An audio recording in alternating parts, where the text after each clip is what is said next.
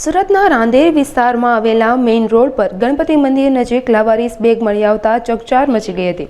બેગમાં કોઈ શંકાસ્પદ વસ્તુ હોવાની અફવા ફેલાતા જ વિસ્તારમાં ભયનું વાતાવરણ છવાયું હતું। ઘટનાની જાણ થતાં જ ઉચ્ચ પોલીસ અધિકારીઓ, પોલીસ સ્ટાફ અને બોમ્બ સ્ક્વોડની ટીમ તાત્કાલિક ઘટના સ્થળે દોડી આવી હતી। બોમ્બ સ્ક્વોડ દ્વારા તાત્કાલિક બેગનો કબજો લેવામાં આવ્યો હતો અને તેને ચેક કરી ખુલ્લા મેદાનમાં લઈ જવામાં આવી હતી।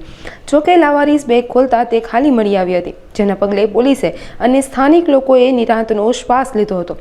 સુરત પોલીસે અફવાઓ પર ધ્યાન ન આપવા અને શાંતિ જાળવવાની અપીલ કરી છે।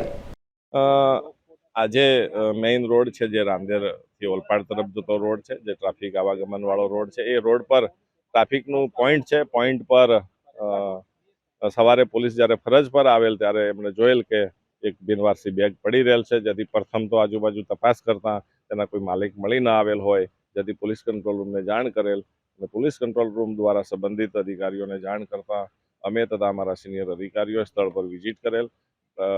બેગને ચેક કરવા માટે બીડીડીએસ ટીમ, સ્નીપર ડોગને બોલાવવામાં આવેલ। બીડીડીએસ ટીમ અને સ્નીપર ડોગ તાત્કાલિક આવી જઈ બેગને ચેક કરતા કંઈ વાંધાજનક જણાઈ આવેલ ન હોવા છતાં સલામતીના કારણોસર બેગને બાજુના એક ખાલી મેદાન પર ટ્રાન્સફર કરવામાં આવેલ અને ત્યાં ફરીથી બેગને ચેક કરી અને બેગને ખોલવામાં આવતા બેગ એકદમ ખાલી જણાઈ આવેલ છે।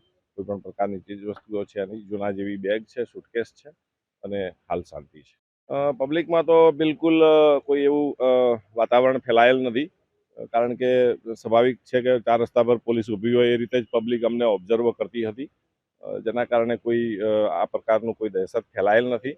અને મારી અપીલ પણ છે કે આ પ્રકારથી કોઈ ભયભીત થવાની જરૂર નથી।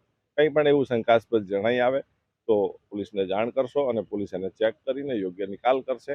ધન્યવાદ। સીસીટીવીને જોવાની કામગીરી હાલ અમારી ટીમો બનાવેલ છે, જે જોશે કે આ બેગ કોણ મૂકી ગયેલ છે, કેવી રીતે આવેલ છે અને એની ખાતરી કરવામાં આવશે કે અહીંયા બેગ આવવાનું કારણ શું।